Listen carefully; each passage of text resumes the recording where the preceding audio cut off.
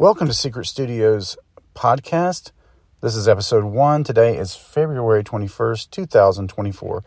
And I'll be your host, Brent Bowers. I'm also the owner of Secret Studios and one of the two partners in Bowers Foreman Productions, that considers Secret Studios sort of the home base.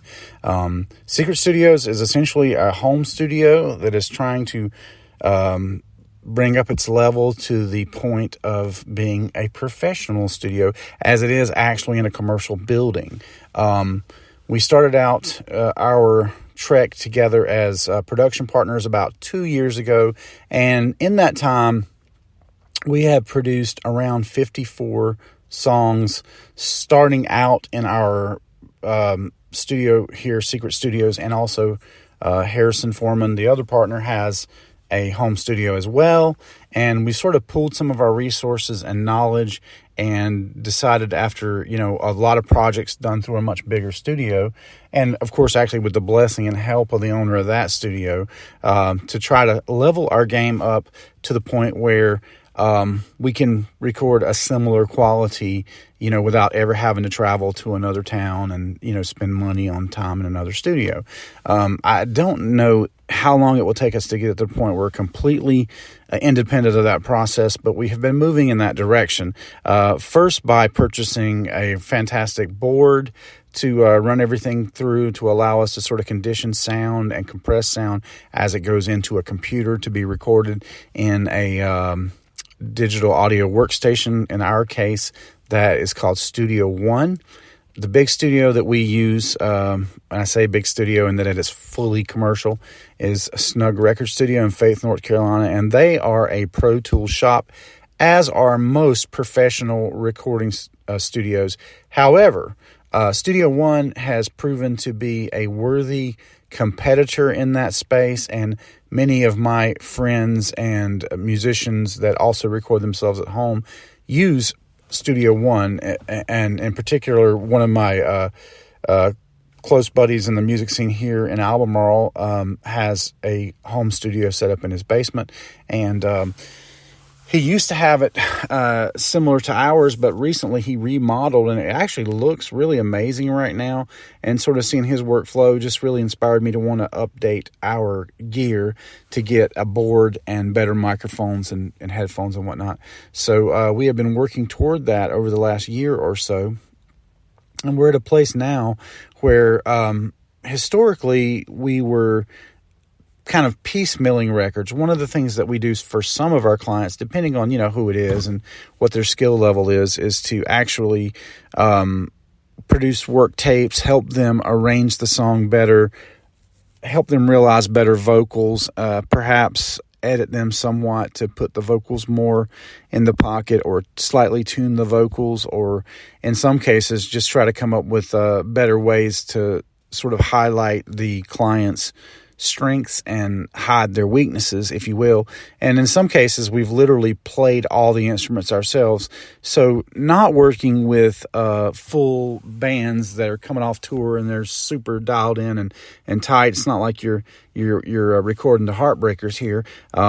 We would have to piecemeal the music. So the typical protocol for that would be to kind of lay down a guide track with the acoustic, with the person singing or myself singing the delivery of the lyrics the way that I want them placed for the client record or our record or whatever.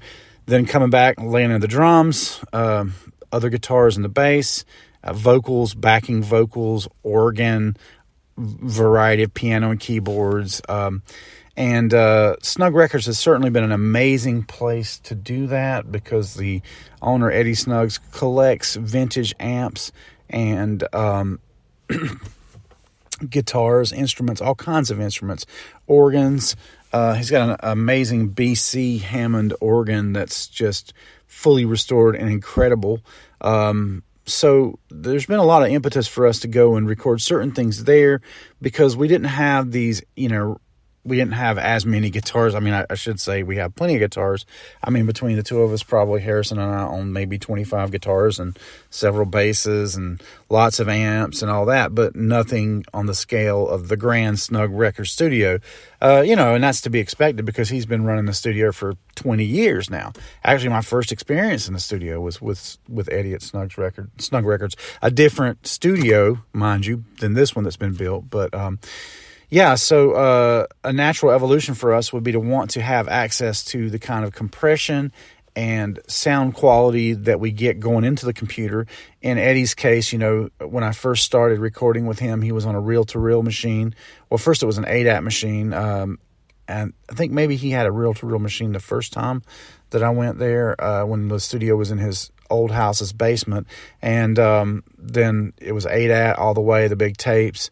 And then eventually, it went fully digital. And of course, the world of recording started to change at that point because Pro Tools makes it possible to just do so much more. As long as everything is recorded to a click track, you can literally piecemeal your band with one or two people playing all the instruments. And that's exactly how we do it. One of the big things, though, is the access to the amazing amps. I can't understate how incredible those are, and we'll still go there to use those amps from time to time. However, for just regular rhythm guitars and the bulk of our laying down the tracks can be done directly through the board into our computer, which is, running Windows 2011 XP Service Pack 2, because that was what was recommended for that particular board. And I maintain an old version of Studio One just to make all that work. But it has so many bells and whistles, it'll be years before we ever master all those. We have Melodyne, of course, and just hundreds and hundreds and hundreds of plugins. Those plugins let you deal with like the signal digitally to make it sound more compressed, and to really, you can take an average sounding electric guitar and make it sound like it's playing through the most vintage amp, and you really can shine that signal up. And that's kind of the way things are going, enabling all these folks to produce music for themselves out of their bedroom, really. But we don't have a bedroom. We actually have a commercial space, not open to the public, but it is a 1,000 square foot room. It's finished off. When I first got the property, this was probably like you could imagine the inside of a barn. It had, the beams that supported the roof were exposed all the way up. Now, as charming as that sounds, in this case, it was not that way because there was no sound dampening from the outside. It's probably 50 or 60 feet off the road. So we needed to finish that off. So insulation was put in, sheetrock walls were put up, sound dampening has started to be put up, and then actually the sheetrock is finished on the part of the room that we actually use the most. It's a 1,000 square foot room. There are other things in it which I sort of put in to knock down some of the bounce of the sound, but practical things as well: couches, a TV, my various organ collection, which some of that gets used, some of it's just it doesn't. But I had a lot of amps coming in and a lot of guitars coming in. So one of the first things I did before even the sheetrock went up was to pre-drill the holes for all the hangers for the guitars. And for a moment in time, that actually held all the guitars. Now I actually need a few more, but I digress. The guitars are hung up by design on the wall, and you can definitely see that in the photographs or the video that we often post, which I'll talk a little bit more about that because I'm sort of considering how to make this conversion from it's me and Harrison's little spot to produce our stuff from, to maybe at some point in the future we actually entertain the idea of working with clients solely from this location. We don't work with a ton of clients. It's just the select few that our particular skill set, being able to create the music from scratch, a certain kind of singer-songwriter would want to come work with us. But we have transitioned that space, the 1,000 square foot. I would say a third of that has been fully finished, and that is the end where we actually place the mixing board. We have the desk is right at the wall. The monitors for the mixer for the DAW are mounted right on the wall, and yeah, we've just lit that space and made it really convenient for the band to work out of. Now, this is where our approach to recording music would really diverge from what we did in Snug Record Studio in a more fully professional setting. We are hoping to... we move very fast. That's the first thing. The first day that Harrison and I worked together, I think we wrote 4 songs, for example. That's not every time, but that's just how fast we can move. And they turned out to be really good songs. Not that they were, fully completed at that time. But we have just finished up about 29 songs for parts of probably 3 different albums. But what really excites us is the potential to have everyone set up with headphones and live track music with a live band, and it's just a different paradigm to how we've worked, and it'll make a diverse sound. We're working with kind of a group that has a really, really good singer and keyboard player, and we've never built music in that fashion before. So being able to come up with a song, on the day, we get together for about 3 hours at a time, all these guys, which makes up the full band, and I'm going to name those folks off. Just name drop these great dudes that are really helping us, and also I'm hopeful that we'll be just a kind of a music club that develops music. We will hopefully get to play out at some festivals and stuff, but the focus is not on live performance. The focus is on making good music and then ultimately recording it.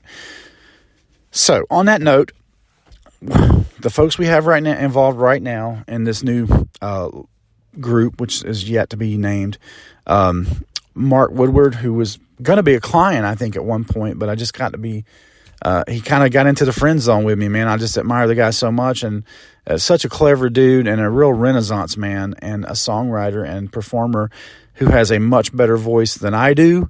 And I was instantly interested in getting him into this situation where I could call on him to come and cut vocals for new material. It's better if I can get a better singer than myself. I do okay, but if you get that kind of singer that sort of inspires the performance of everyone else, ideally that's what I want. And even though I've been stuck in bands where I was the lead singer or maybe even the only singer, I've always craved the opportunity to sort of be the behind the scenes music director or whatever, producer type, maybe play bass or get rhythm guitar and sing backup.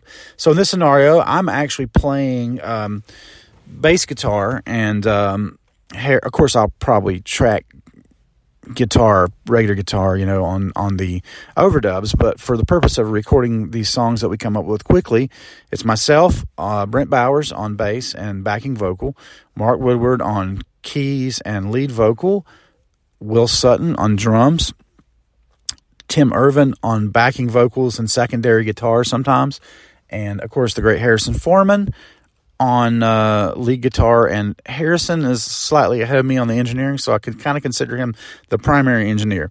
So the way a typical rehearsal would work, we'd get everybody's headphones on, get an individual mix for each person.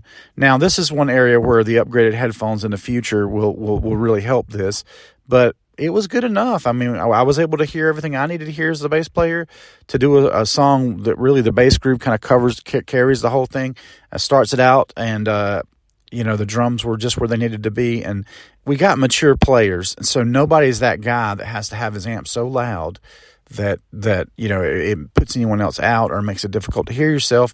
And likewise with our drummer, Will has a supple wrist. He is not a banger of the drums anymore. Now, I played with Will years ago, and I would have probably described him as being a lot more aggressive then. But like everything else, when you do something for a period of time and you get in a lot of different bands and different scenarios, you have to be diverse and you have to be a little more subtle.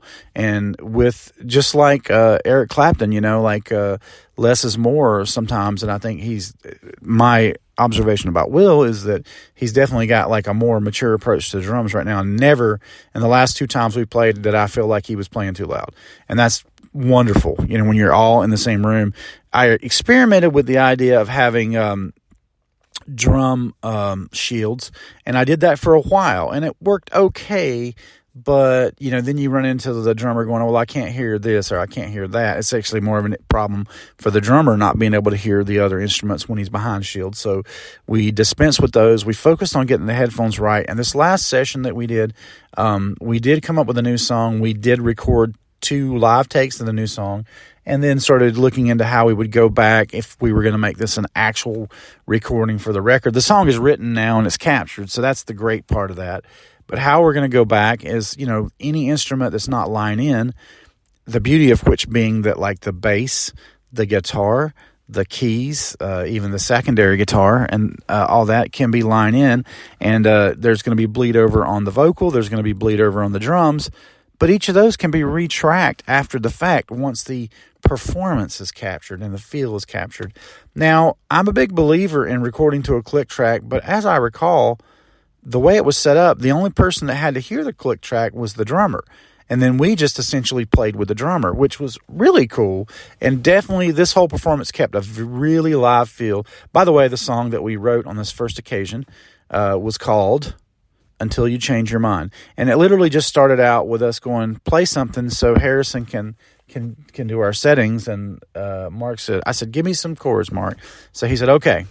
Here, how about E, A, and then B will be the turnaround. So we all started playing that, and directly, I figured out a little bass groove, and I think Tim was playing a 12-string, and Mark was just kind of tinkering on the piano, and he just kicks it off with the lyric, well, I'm sitting in my driveway, won't be waiting long. Well, what should I sing next? And I said, let's make it a traditional blues song. You just sing the same line twice, and then we'll come around with a turnaround line. And then directly we came up with backing vocal parts, and next thing you know, we just had a verse and a chorus, and we just had him sing that 3 times and leave a space after each one for a guitar solo, then piano solo, then an organ solo. And literally by the time Mark got home, he had come up with a 3rd verse, which he came back the next day and laid down. And I noticed when I was scrutinizing his audio that, of course, he had drum, barely could hear the drum bleeding over, but of course, that's fine for recording the idea for a song. And in the past, we have done entire band practices this way, but now it will be focused on making a song every time, making a song, and then maybe 2-3 takes of it till everybody feels like they got a good performance and played the part they wanted to play, and then folks can still have the opportunity to go back and overdub, with the only ones that really have to do the overdub being the vocalist and anything that's recorded acoustically, like if some of the organs we have to record acoustically because they're vintage and don't have the right hookups. But yeah, so that's amazing. And even the drums can be re-recorded. Although I would say on the drum tracks, I would have to be getting pretty picky. I don't know that the just the way those mics are set up, I don't know that you'd hear the vocal bleed over on it, but you might, and that's something to check. But we have everything we need to fast track these songs. And so if the group gets together once every every other weekend or every 3rd week or something like that, you're going to be looking at presuming there'll be some months it doesn't happen on schedule. You're going to be looking at 18, 19, 20 songs in a year. And that's a kind of a double album, so I'm excited about that. But we do have the goal of playing at the end of the Celtic Festival in Baden at Loafers and Legends outside on the deck, opening up for the great Jack Burns May 11th. So that is kind of what our goal is right now. But future episodes will definitely get into talking about gear and the order in which I want to upgrade the gear. Obviously, we all work day jobs. It's not like we're independently wealthy. It's not like the studio makes us any money. We just try not to pay to play gigs, you know what I mean? But this should be a totally doable thing, taking us to that totally, completely professional level. And I think one of the areas that we're struggling with right now is just kind of the enjoyment that we had and the amazing experience of being an artist, just going into a room, having an expert engineer like Eddie Snuggs, where you just say what you want to do and he makes it happen. And we do not have to deal with engineering at all, or Mike in anything at all. And he's just such a pro at that, and we've taken that for granted for so long. So that's one area. We're making the come up on that now because we're doing that ourselves. And then the other area, also something that Eddie has really, really elevated us with, is editing. A lot of people don't believe in editing bass and drums, but I think that if you listen to, that's one of the areas where a good recording, I got plenty of friends that are great musicians, make really good music, do their albums direct. But if you listen to it, really scrutinize it, there is a flam between the bass drum and the bass note on the guitar. If drums aren't corrected and edited, you're not going to be at that higher echelon. Listen, believe you me, Adele, she's edited. Beyonce, she is edited. All these people that are your upper echelon of production quality, they're all edited. They're edited, in some cases tuned. And this is a thing that, like, in the work tape end of things, in the home studio and secret studios, we have not yet gotten into. There's going to be a difference in how you do it in Studio One, and I am not absolutely closing the door on changing to Pro Tools, or maybe just having Pro Tools as an option for opening old projects that were done in Pro Tools. But at the same time, I really would like to get everything out of Studio One that we could possibly get.